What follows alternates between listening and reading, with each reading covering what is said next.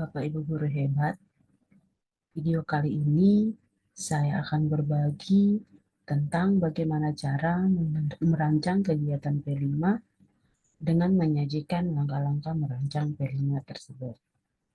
Video ini dibuat dengan tujuan agar Bapak Ibu guru hebat mengetahui bagaimana tahapan perencanaan dan perancangan serta mengembangkan kegiatan P5. Proyek penguatan profil pelajar Pancasila atau yang biasa kita sebut dengan P5 adalah salah satu sarana pencapaian profil pelajar Pancasila, kesempatan untuk mempelajari tema-tema atau isu-isu penting, contohnya perubahan iklim, anti radikalisme, kesehatan mental, budaya, wirausaha, dan lainnya. Kemudian yang berikutnya adalah kesempatan untuk menjawab isu-isu global sesuai dengan tahapan belajar dan kebutuhan peserta didik. Proyek penguatan profil Pancasila ini juga merupakan kegiatan ko-kurikuler berbasis proyek yang dirancang untuk menguatkan upaya pencapaian kompetensi dan karakter sesuai dengan profil pelajar Pancasila. Dan perlu juga kita ketahui bahwa pelaksanaan proyek penguatan profil Pancasila atau P5 dilakukan secara fleksibel dari segi muatan, kegiatan, dan waktu pelaksanaan. P5 dirancang terpisah dari intrakurikuler. Tujuan, muatan, dan kegiatan pembelajaran proyek tidak harus dikaitkan dengan tujuan dan materi pembelajaran pada intrakurikuler.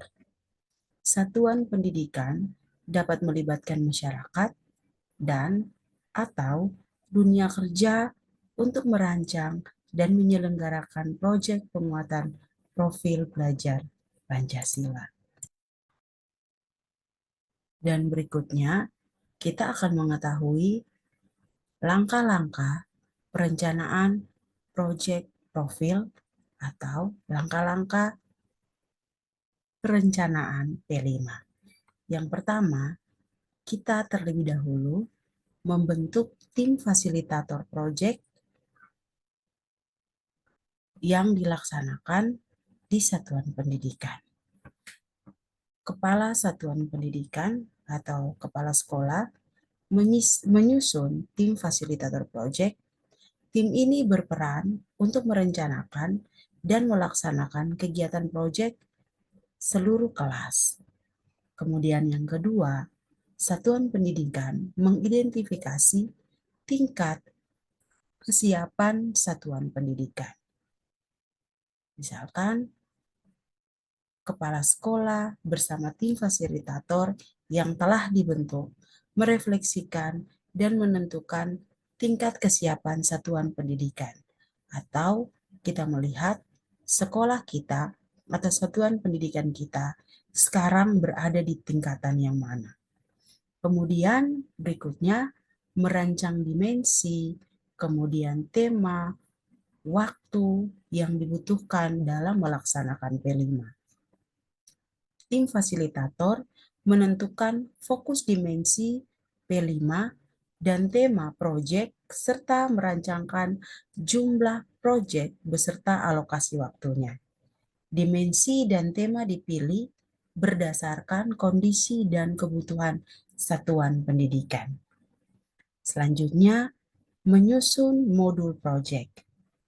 Tim fasilitator menyusun modul proyek sesuai dengan tingkat kesiapan satuan pendidikan dengan tahapan umum, menentukan sub-elemen atau tujuan proyek apa yang ingin dicapai, kemudian mengembangkan topik, alur, dan durasi proyek, serta mengembangkan aktivitas dan asesmen proyek. Dan yang terakhir, merancang strategi pelaporan hasil proyek. Tim fasilitator merencanakan strategi pengolahan dan pelaporan hasil proyek. Perlu menjadi catatan, perencanaan ini adalah perencanaan minimum dan satuan pendidikan dapat mengembangkan sesuai dengan kebutuhan dan kondisi satuan pendidikan.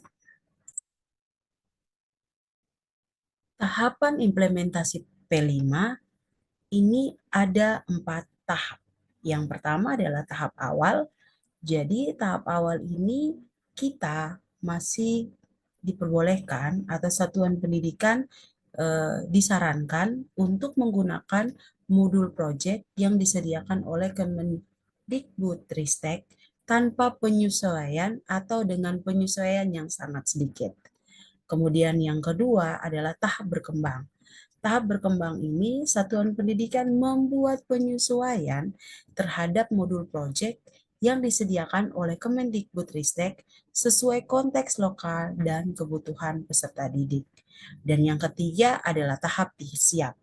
Tahap siap ini adalah satuan pendidikan membuat penyesuaian terhadap modul project yang disediakan oleh Kemendikbudristek sesuai konteks lokal, kebutuhan, serta minat peserta didik dengan melibatkan pendapat dan ide-ide peserta didik.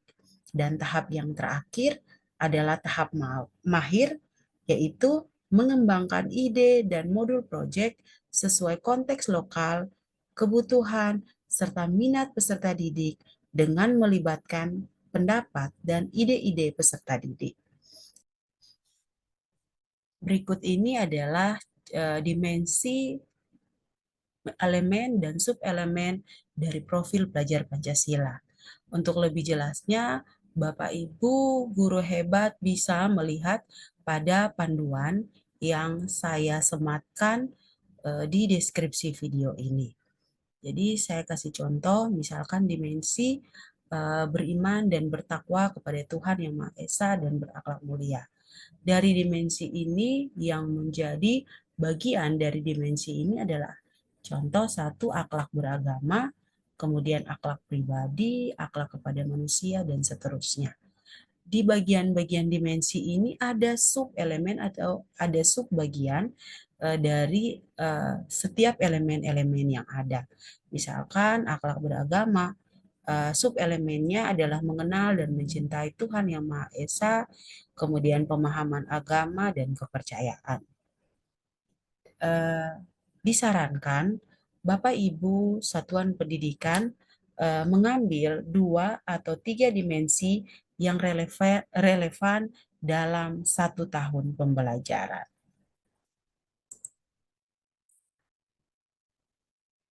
Berikutnya kita mereview kembali tema-tema yang ada pada jenjang PAUD.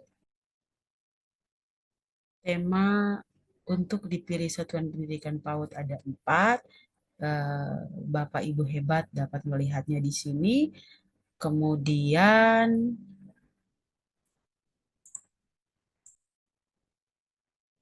untuk jenjang SD sampai SMA atau SMK, di sini ada 8 tema yang bisa Bapak Ibu pilih.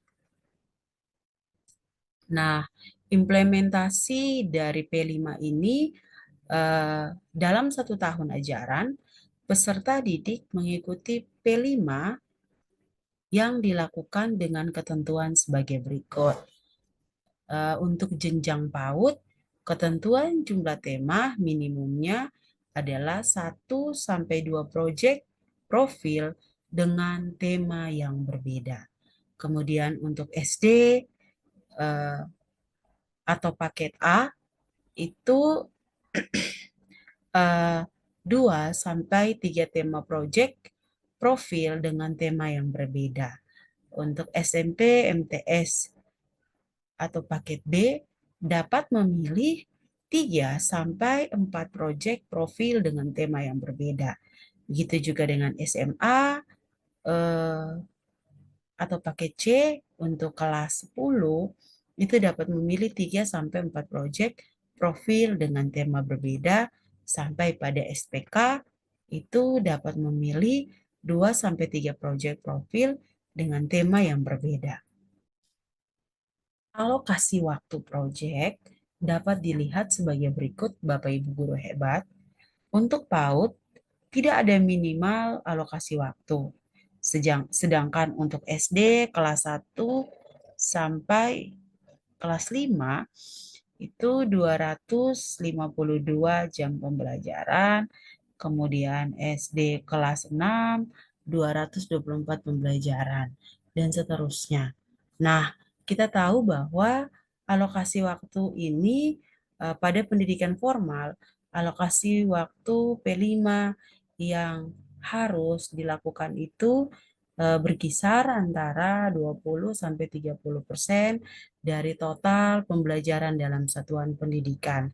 Eh, Tinggal Bapak Ibu guru hebat, kepala sekolah, satuan pendidikan eh, berembuk kira-kira mau berapa persen alokasi waktu yang dipilih untuk dimasukkan ke dalam alokasi waktu project. Berikutnya komponen modul project penguatan profil pelajar Pancasila. Nah, dalam modul project ini ada beberapa komponen minimal yang wajib ada di dalam modul project. Yang pertama, profil modul. Profil modul ini berisi tentang tema dan topik atau judul dari modul. Kemudian fase atau jenjang sasaran. Kemudian durasi kegiatan. Untuk tujuannya, pemetaan dimensi, elemen, subelemen, kemudian profil belajar Pancasila yang menjadi tujuan proyek. Rubrik pencapaian berisi rumusan kompetensi yang sesuai dengan fase peserta didik. Berikutnya adalah aktivitas. Aktivitas ini adalah alur aktivitas proyek secara umum, kemudian penjelasan detail tahapan kegiatan dan asesmennya. Kemudian penilaian atau asesmennya adalah berupa instrumen pengolahan hasil asesmen untuk menyimpulkan pencapaian proyek. Tim fasilitator satuan pendidikan memiliki kebebasan untuk mengembangkan komponen dalam modul proyek ini untuk menyesuaikan dengan kondisi sekolah dan kebutuhan peserta didik. Jadi Bapak Ibu guru hebat, ini bukan merupakan komponen yang baku, tapi ini merupakan komponen minimal yang wajib ada di dalam modul project.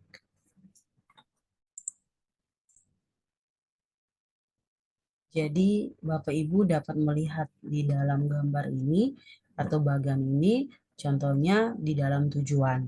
Jadi dalam tujuan proyek ini berisi dimensi, elemen, dan subelemen profil pelajar Pancasila. Kemudian dari tujuan ke aktivitas, itu kita menyesuaikan dengan tujuan modul proyek. Dan yang terakhir adalah penilaian. Jadi penilaian ini mengukur tujuan modul project, bukan menilai produknya. Jadi yang perlu Bapak Ibu hebat ketahui bahwa project itu tidak harus berupa produk, tetapi dapat berupa produk yang terdiri dari dua jenis, yaitu produk yang bisa diraba, kemudian produk yang tidak bisa diraba. Nah, catatannya adalah antara tujuan, aktivitas pembelajaran, dan penilaian harus selaras. Penilaian dilakukan pada saat awal, kemudian pada proses, dan di akhir pembelajaran.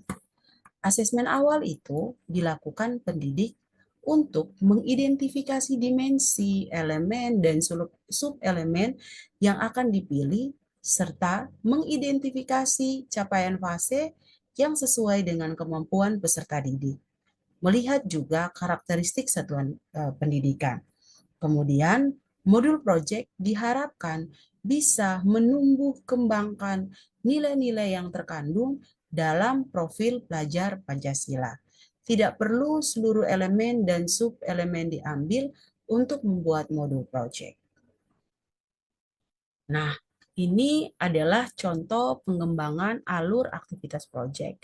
Jadi, langkah yang pertama, pendidik bekerja sama dengan tim fasilitator project, membuat alur project yang berisi kegiatan project. Kemudian, dengan menggunakan struktur aktivitas yang disepakati bersama. Kemudian yang kedua, Hal-hal yang sudah ditentukan dalam tahapan merancang proyek disusun sesuai alur dengan menambahkan strategi-strategi pembelajaran, alat ajar, dan narasumber yang dibutuhkan untuk pengembangan serta pendalaman dimensi. Nah, di sini disajikan contoh alur dari proyek tersebut. Misalkan contoh yang pertama adalah contoh pengenalan. Nah, contoh pengenalan ini mengenali dan membangun kesadaran peserta didik terhadap tema dan topik yang sedang dipelajari. Kemudian yang kedua, kontekstualisasi. Kontekstualisasi ini digunakan untuk menggali permasalahan di lingkungan sekitar yang terkait dengan topik pembahasan. Dan yang ketiga adalah aksi. Aksi ini digunakan untuk merumuskan peran yang dapat dilakukan melalui aksi nyata. Kemudian yang keempat adalah refleksi. Refleksi berupa menggenapi proses dengan berbagai karya serta melakukan evaluasi dan refleksi. Dan yang terakhir adalah tindak lanjut. Tindak lanjut ini dibuat untuk menyusun langkah strategis untuk merealisasi hasil refleksi yang sudah dilakukan pada tahap 4. Assessment. Jadi contoh asesmen ini, asesmen yang digunakan adalah dua. Itu yang kita ketahui bahwa asesmen yang digunakan untuk mengevaluasi awal kegiatan sampai akhir adalah asesmen formatif dan asesmen sumatif. Asesmen formatif ini berupa rubrik, umpan balik dari pendidik dan sesama peserta didik, baik secara lisan maupun tertulis, observasi, diskusi, dan lainnya. Kemudian asesmen sumatif yaitu rubrik, poster, produk, teknologi atau seni, esai, kolose, dan juga drama. Nah, untuk peran asesmen formatif dan sumatif dalam proyek dapat Bapak Ibu guru hebat lihat pada panduan di halaman 73 sampai 75.